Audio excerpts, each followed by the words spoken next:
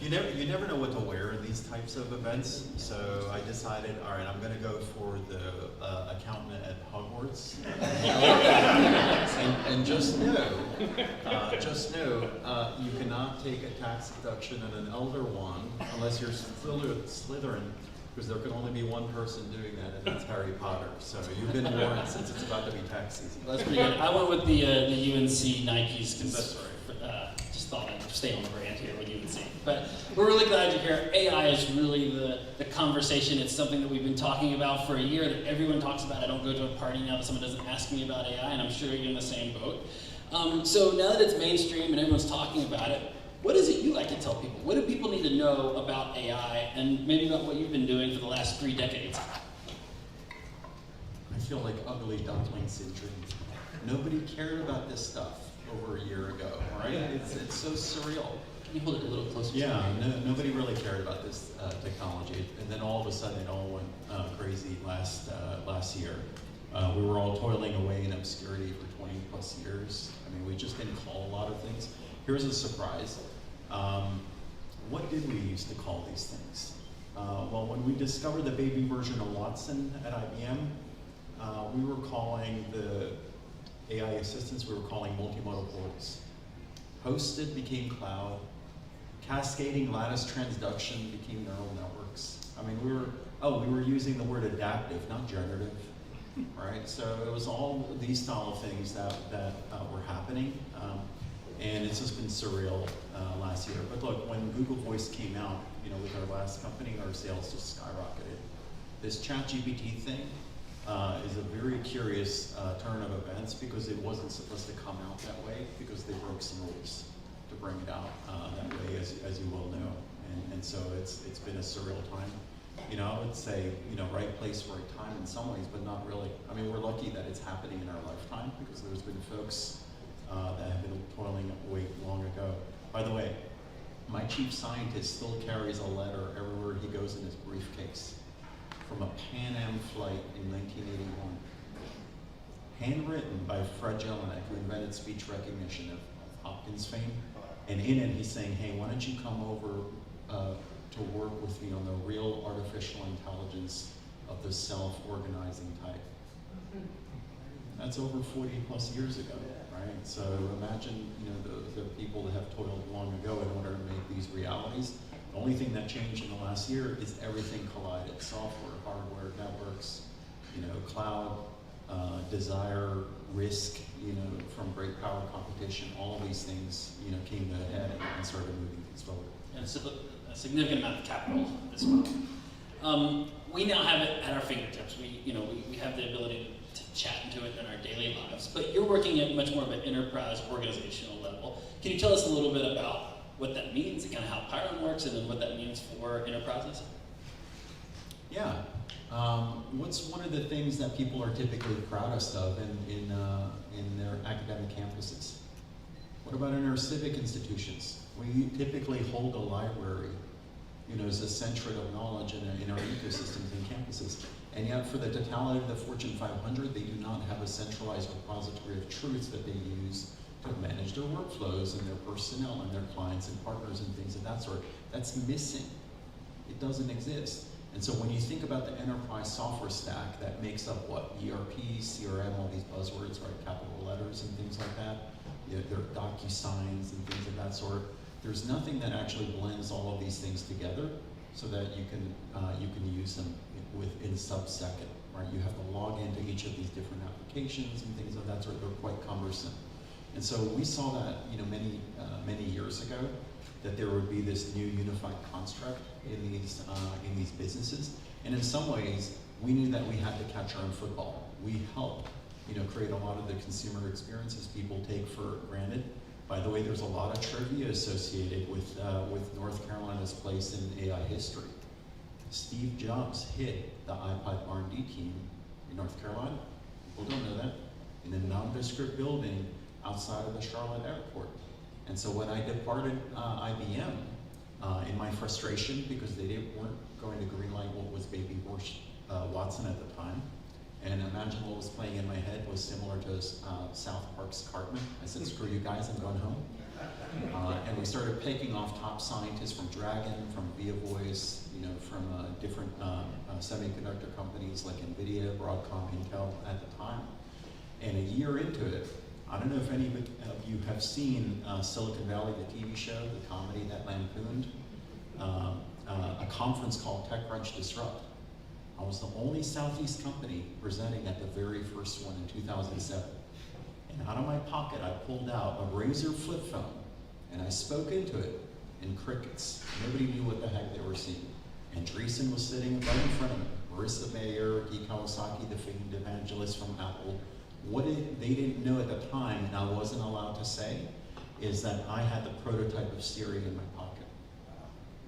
Before the iPhone existed, and before they acquired their SRI team that spun out. That's how early we were thinking about these natural user experiences, and it should connect to the modern day in terms of what you should be expecting out of these new user experiences.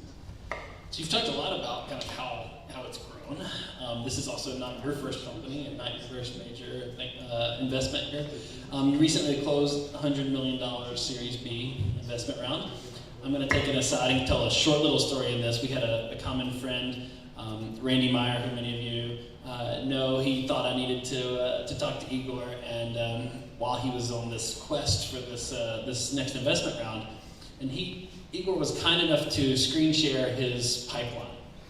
And he showed me all the no's he had received and all of the people that he had talked to and what he took for him to raise the money. And first of all, it pretty much scared me. I was like, do I really want to be an entrepreneur? Is this really what I want to do? But you did it. You were successful. So can you walk us through a little bit of that process? And like, what are some of the lessons you learned when you're trying to raise that kind of capital? Yeah, I don't know how to not sound like a fortune cookie, right? Look, all of us that end up doing things that others would consider innovative, you just have to have a latent born passion for that thing, because the majority of the world around you is going to say, no, impossible, won't work, why would people do it that way, why not do it this way, and you're going to hear that over and over and over again. And I always tell people this, look, if you're going to blink, if somebody gives you that feedback that it's not going to work out and things like that, you shouldn't have been doing it in the first place.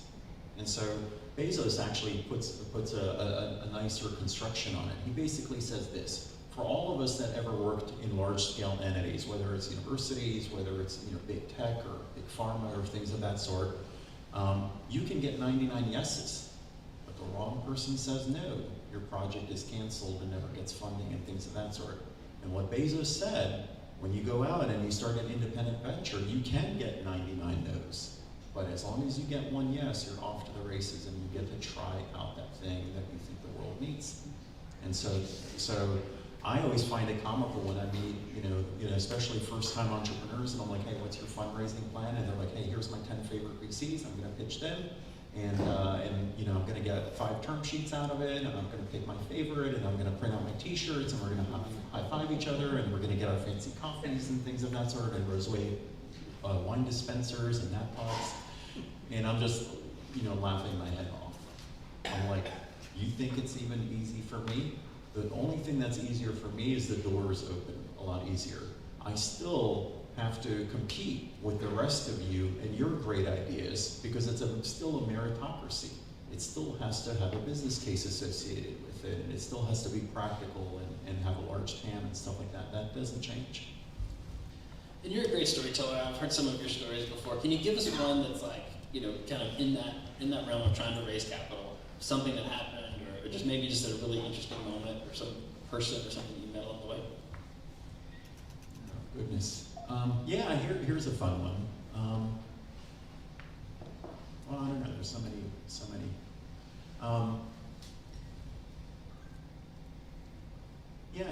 They're so interconnected. Everybody thinks, oh, you just meet this person and you close this round. But I'm like, yeah, well, Thomas Tull was because of Jim Breyer. Jim Breyer was because of J.D. Vance. J.D. Vance was because of Steve Case. Steve Case was because of, folks down in Charleston, right? The Good Growth Capital folks.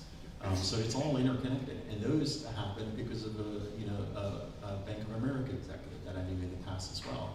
And that person happened is because he asked me about a course of action on an investment, And I told them, don't take that term sheet, it's not gonna end up well. They did end up taking the term sheet, the company didn't work out. And I gained in credibility because I told them the truth about what might happen, in that particular scenario as well. So when you actually go back in time, it's these never-ending patterns. That's why one of my favorite shows of all time in the past is the BBC's Connection show. Where it's not fundraising in the last 12 months. I actually was joking with one of my finance executives before coming here, and I'm like, hey, let me show you something. And I popped it open. There's already 33 entities for the Series C, just in case we need to go there. Developing them into 50, into 100, into 200, it doesn't matter. Just constantly keeping your ear to the ground in terms of what people want, what they're looking for, to make sure that we eventually hit the KPIs necessary to unlock that. You can't just wake up, when you're almost out of runway, 24 months from now, oops, all right, let me go meet my favorite 10 and see what happens and get 5 term sheets. No, you're doing that all the time. By the way, there's 3 reasons you should be always talking to venture funds. Do you know what those 3 reasons are? First of all, your current backers can get hit by a bus. You never know. Something bad happens. All right? The second reason is they all have portfolios. Guess what you can start doing? You can start selling into those portfolios. They become your customers and partners. And there's a third reason. Have you ever seen the movie Hunt for Red October? There's that one scene where the sailors are saying, hey, look, the captain's scaring him out of the water.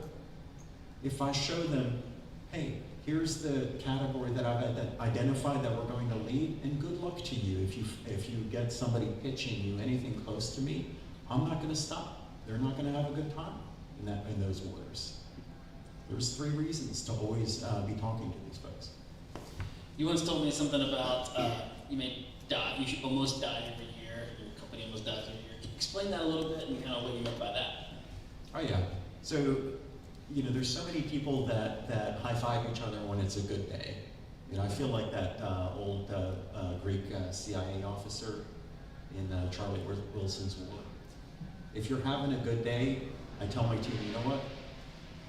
Don't get carried away. Tomorrow's going to suck. And if they come to me griping that the sky is falling and all the wheels are falling off the bus and things like that, I'm like, what are you worried about? Tomorrow's going to be awesome. What are you worried about? It's predictable. Once a year, you're going to have a near-death experience. You know when my most recent one was? Anybody heard of Silicon Valley Bank? No. That was a fun weekend, right? Trying to figure out backup plans and things of that sort. Which of your investors have capital tied up and things of that sort. There's been times when investors showed up and said, hey, what happens if you just pick your favorite 6 people and everybody else doesn't work here anymore? Because things are taking long to develop. And I'm like, well, are you telling the rest of your portfolio companies to do that? And they're like, yep, that's what we're telling all of them to do that because we got this pandemic, we don't know how long it's gonna last and things of that sort. I'm like, great, here's what I'm gonna do. Most of your portfolio is designed to perish. And so I'm gonna take the inverse function of all of your guidance and feedback and I'm gonna do the exact opposite. And I'm gonna increase the probability of success then.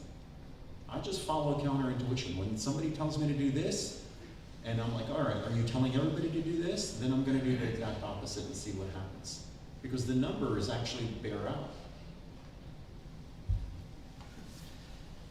When Silicon Valley Bank was crashing, whatever you want to call that event, he was the first person that came to mind because I had just been on the phone with him a couple of weeks before and he had talked about putting your investment there and if you won't get very seriously, that thing. And that really was kind of the standard practice there. You've dealt with a lot of risk that you never thought that would be one of them, right? But what is the biggest risk you've taken as an entrepreneur? Is there something that stands out as like, this was a big risk, I can't believe I did that, and now I'm on the other side of it? Yeah, it's actually a bigger risk not to do anything. Yeah, it's the opposite. It's like I remember sitting there at IBM and it's like, all right, they don't believe in this, they don't think it's going to be big and things of that sort, but it was gnawing at me. And it was a bigger risk not to do. I'm like, all right, water has to find a way around a rock. This is going to be a big deal. And it's difficult, to lose sight of land. It's sort of like third Indiana Jones where he has to make that leap of faith and finds that there's a stone bridge waiting for him.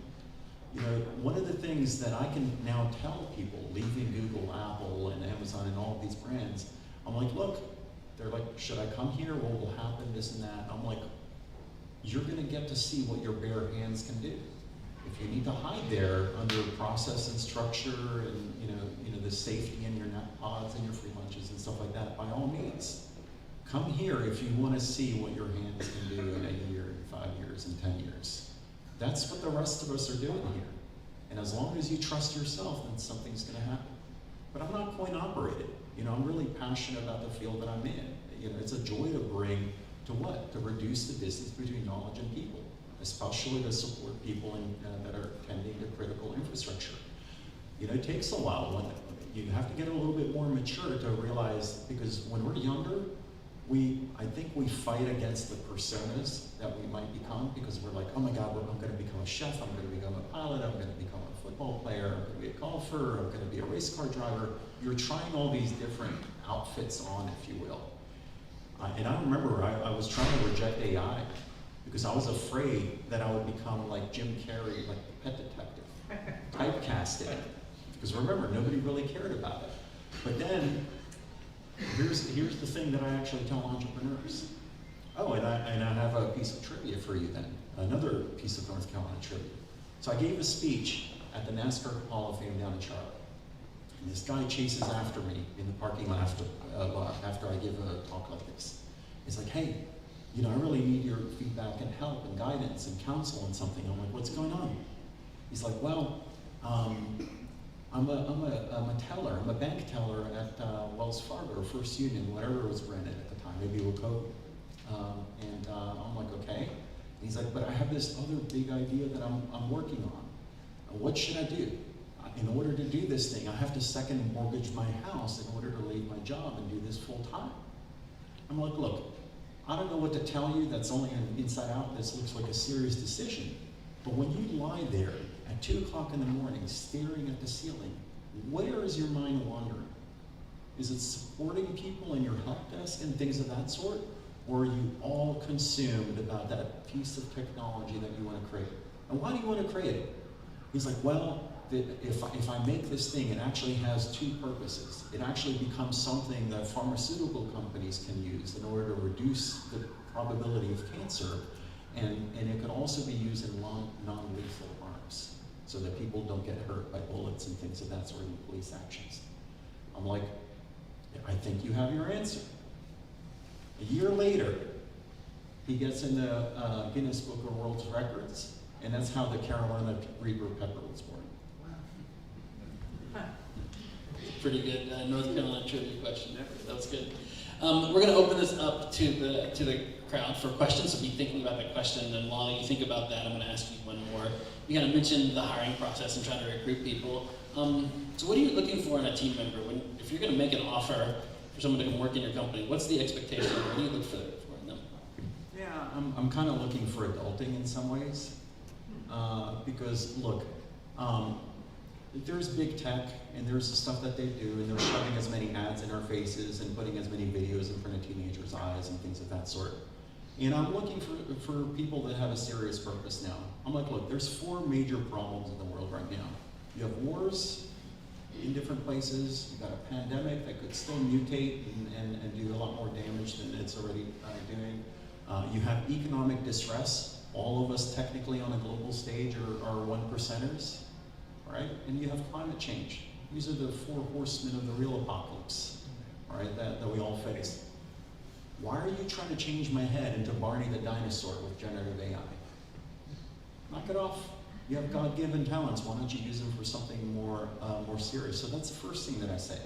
When it comes to leadership, as you heard me say before and you wrote down, I'm looking for folks with intestinal fortitude that are willing to throw punches at people's faces if they do anything unethical. I'm not OpenAI. I'm not going to steal your copyrighted content. I'm not going to have an alignment problem where I try to hallucinate answers to folks. I'm not going to debate people into using it for mental health support. And oh, by the way, the first AI-driven suicide already happened in Switzerland. There's all these things already happening now on a world stage. And so I'm looking for people that are responsible to their core in every way that that it matters. But number one, of course, and I know it sounds a cliche, do they have a passion for what this thing is, where they can tell me since childhood they were driven to do this? By the way, when I was lived in Greece, that's where I'm originally from. We had no running water, no television, no TV, no radio. I had to carry, water from a village well, right? My mother, the way that we ate, she collected dandelion leaves on the side of the mountain, and my father spearfished. That's how we survived, and I literally lived in a cave. Now, of course, my family members say, when you say that story, please don't tell them that when you were born, 3 kings visited or anything. Don't do that. But here's what actually did happen. One day, and for some of you that have ever visited Florida, you know that this is a problem. I noticed in our lagoon, right in front of where we lived, there was a hurt dolphin. And that's the first time that something popped in my head, and I wondered, why can't I talk to you? So when you think about, when you first get inspired by what, either that, something that you experience firsthand, or being coaxed by some form of art or science fiction or things like that, but what might be possible if you can talk to other species and things of that sort? That's where that drive comes in, and that connects to a funny story with the investors. When the Revolution Fund, the Rise of Rest, asked me to give a pitch to their limited partners, the very first slide I put was a dolphin. I'm like, I don't know about this commercial stuff, I just want to talk to dolphins. And then it's like, weeks and months later, one of the principals raced after me and said, we thought that you were a lunatic, you're a crazy person, and things like that. When we saw that, they're like, is this guy serious? Things of that sort. And it haunted them, though. We ended up becoming the largest investment they ever made out of their fund. Right? So, be authentic, do something real. Yeah, do something